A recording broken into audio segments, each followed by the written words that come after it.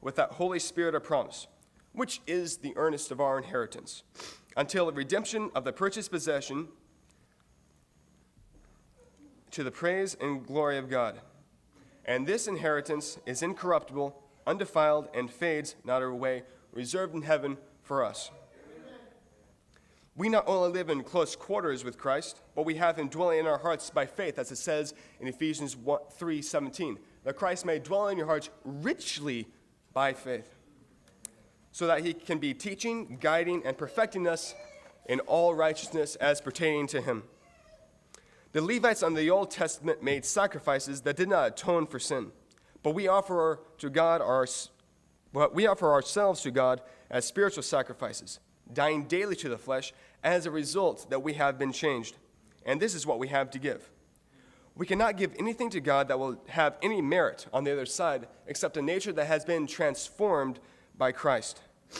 Paul exhorted the Romans to be not conformed to this world, but be ye transformed by the renewing of your mind, which shows that this sacrifice must come from the heart, the innermost part of a person, which God looked at when he chose David and still does today. If our heart is right before God, our sacrifices are accepted. But if our heart is defiled, then our sacrifices are like offering a lamb before God that had some defect on it. And notice that the Lord will refuse those sacrifices. The first unacceptable sacrifice was, of course, Cain's.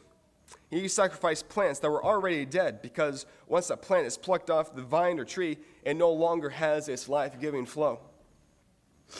Nadab and Abihu, Aaron's sons, also come to mind when they used unlawful fire to sacrifice before the Lord. They used a carnal fire to sacrifice to an immortal God. If they were going to be redeemed or for their sins, it was going to be God who provided for their reconciliation. Notice it wasn't the sacrifice this time, but it was what they used as a sacrifice that made it unacceptable. Now, Saul had two incidences of an unacceptable sacrifice. First, he offered a sacrifice that was not supposed to be offered through him, but through another. At Gilgal, when the Philistines were all around him, he was so impatient that the prophet Samuel was not there at the appointed time he said he was going to.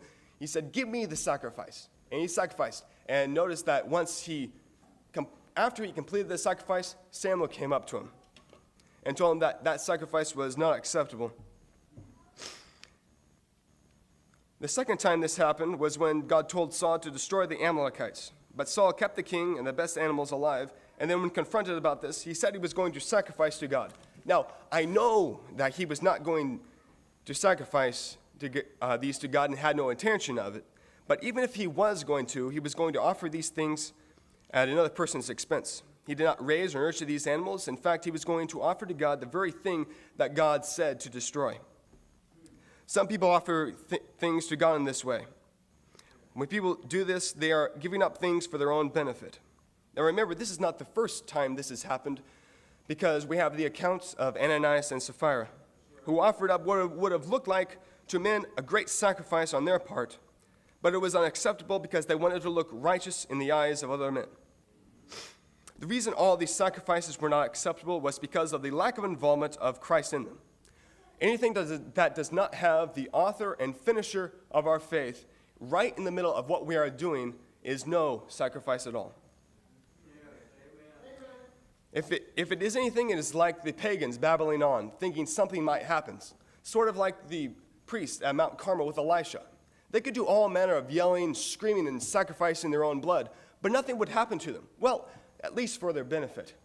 In fact, when God made himself known by the power of his might, those priests died by the edge of the sword. Now, of course, there are examples of acceptable sacrifices to God. Abel's sacrifice was given in faith of what was to come, and therefore it was acceptable. Abraham was told to offer Isaac, his only son. And he was going to sacrifice Isaac because he was holding on to the promise, because Abraham lived in the reality of the promise. And in the end, the Lord provided for the sacrifice, and it was accepted. Some years later, Hannah gave a sacrifice to God. This sacrifice was not of bulls and goats, but of Samuel, her only son. Hannah did not give this sacrifice on her own, which I mean biologically, because God had shut her womb. But God provided for her to bear the son by opening her womb after she pledged that if she could bear this son, she would dedicate it to God, and she did. These three people had a heart to serve God, therefore their sacrifices were acceptable to him. Christ was the only Son of the Father, paid the ultimate price, and paved the way for men to be acceptable and reconciled to God before him. If your heart is right before God, he will give you every provision to be acceptable in his sight. An example of being acceptable, of course, is dying. We die to the flesh daily and put our bodies into subjection, not for our own gratification solely, but for his. Now, there is also a higher principle that needs to be seen, because when we offer our bodies, we can do so for the brethren in mind, with God and Christ in the forefront of our minds. In Philippians 2:17, Paul said that if he was offered upon the sacrifice and service of their faith, he rejoiced in this. Paul was a minister of the gospel and would gladly be expended for the brethren's sakes, for the excellency of Christ.